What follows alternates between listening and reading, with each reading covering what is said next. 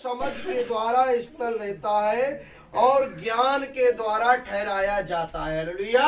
ज्ञान के द्वारा कोठरियां क्या होता है? ज्ञान के द्वारा ठहराया जाता है और कोठरियां और सब प्रकार की बहुमूल्य मनोहर वस्तुओं से वो घर भर जाता है। हालेलुया।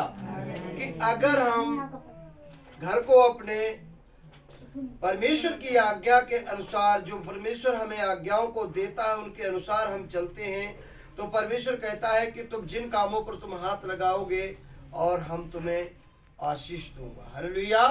घर को जब हम बनाते हैं तो बुद्धि को इस्तेमाल करते हैं और बुद्धि के द्वारा हमारा घर बन जाता है। जब हम किसी चौराहे पर पहुंचते हैं तो भी हम बुद्धि को इस्तेमाल करते हैं और कहते हैं कि बुद्धि क्या कहती है कि चारों तरफ तुम देख के निकलना, नहीं तो एक्सीडेंट हो जाएगा। हालेलुया।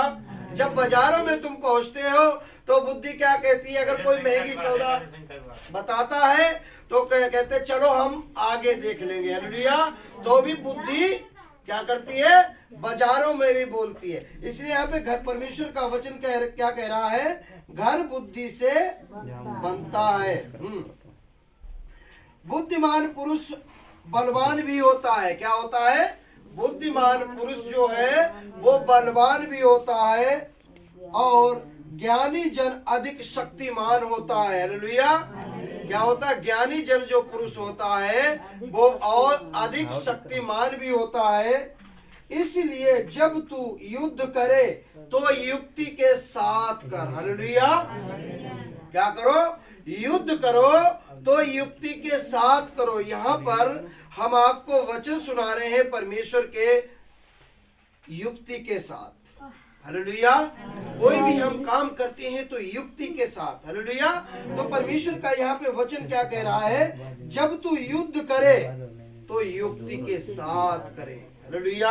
कोई भी काम अगर हम करते हैं तो उसको जिम्मेदारी के साथ हम काम को करें, युक्ति के साथ करें और विजय बहुत से मनोरथ के द्वारा, मंत्रियों के द्वारा होती है। बुद्धि इतने ऊंचे पर है कि मूढ़ी उसे पा नहीं सकता। हालेलुया। बुद्धि कितने ऊंचे पर है कि मूर्ख व्यक्ति उसे पाना भी चाहे तो भी उसे पा नहीं सकता। और वह सभा में अपना मुख खोल नहीं सकता। हालेलुया। क्या होता है कि जैसे हम आपको परमेश्वर का वचन सुना रहे हैं तो ऐसे हर व्यक्ति मुंह अपना खोल नहीं सकता। जो सोच और विचार के बुराई करते हैं, क्या बहुत से लोग क्या करते हैं? सोच और विचार के बुराई करते हैं, उसको लोग दुष्ट कहते हैं। क्या कहते हैं? जो लोग सोच और विचार के बुराई करते हैं उनको लोग दुष्ट कहते हैं। और मूर्खता के विचार भी पाप है। क्या है? मूर्खता के विचार भी क्या है? पाप है। और ठट्ठा करने वाले मनुष्य से घृणा रखते हैं। कि जो कोई अगर एक दूसरे की ठट्ठी और मजाक उड़ाता है तो लोग उससे घृणा करते हैं, लेकिन हमें उस प्रकार से नहीं बनना है। यदि तू विपत्ति के समय साहस को छोड़ दे। विपत्ति, अगर किसी प्रकार का हमारे जीवन में संकट या परेशानी आ जाती है, उस समय हम अपने आप को सोचते हैं कि मैं बुज़दिल हूँ, रुकायर हूँ, मैं कुछ भी नहीं कर सकता। हालेलुया। तो यहाँ पे प्रभु का वचन क्या कह रहा है कि यदि तू विपत्ति के समय साहस को छोड़ दे तो तेरे अंदर शक्ति बहुत कम है। हालेलुया। उस वक्त हमें अपनी शक्ति को आजमाना है।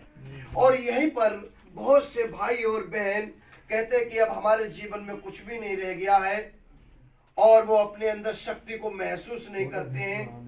तो बहुत से लोग क्या करते हैं? अपने साहस को छोड़ देते हैं और वो जहर खा लेते हैं, फांसियां लगा लेते हैं, नदियों में कूद जाते हैं, ट्रेनों के नीचे कट जाते हैं। क्यों? क्योंकि अपने अंदर उन्होंने शक्ति को आजमाया नहीं। इसलिए मेरे प्रिय भाई और बहनों कि बुद्ध जब हमारे ऊपर किसी प्रकार का संकट या कोई भी परेशानी अगर आती है तो सबसे पहले हमारे पास एक ही रास्ता है। परमेश्वर का वचन कहता है कि तुम अपना बोझ हम पे डाल दो और कभी ना घबराना। हालेलुया। और परमेश्वर कहता है कि मैं तुम्हारे मांगने से पहले मैं जानता हूं तुम्हारी क्या आवश्यकता है और मांगने से पहले मैं तुम्हें दे दूंगा। कोई भी यदि हमारे जीवन में समस्या और परेशानी अगर आती भी है तो सबसे पहले हम प्रभु के आगे घुटने टेके और अपने पापों का पश्चाताप करें और गलतियों के लिए क्षमा मांगे कि हमसे पीछे कोई गलती हो तो नहीं गई। हालेलुया। जब तक कोई गलती करता नहीं है तब तक उसे इस दुनिया में कोई सजा देने वाला नहीं है। हालेलुया। और ना ही तो हमारा पिता हमें सजा देता है और ना ही तो इस दुनिया में कोई हमें देता है। उसके बाद में जब हम घुटने टेक के और क्षमा मांगते हैं और अपने पापों का जब हम पश्चाताप करते हैं तो परमेश्वर हमारा कितना दयालु है कि हमारे अपराधों को वो क्षमा कर देता है। हालेलुया। और क्षमा जब कर देता है हम तुरंत आजाद हो जाते हैं। हालेलुया। ऐसे कितने लोग हैं, वो लोग हाथ उठाए कि जब हमारे ऊपर कोई संकट और परेशानी होती है तो हम अपने पिता को पुकारता है और वो तुरंत मेरी सहायता करता है। वो लोग हाथ उठाए। हालेलुया। परमेश्वर आप सभी को आशीष दे। आपको पूरा भरोसा है कि जब हम किसी संकट या सकेती में जब हम फंसे होते हैं तो जिस वक्त हम परमेश्वर को पुकारते हैं उस वक्त वो हमारी सुनता और हमें कष्टों से आजाद करता है। हालेलुया। परमेश्वर इस वचन के द्वारा आप सभी लोगों को आशीष दे। आइए सभी लोग अपने घुटने के बल आए।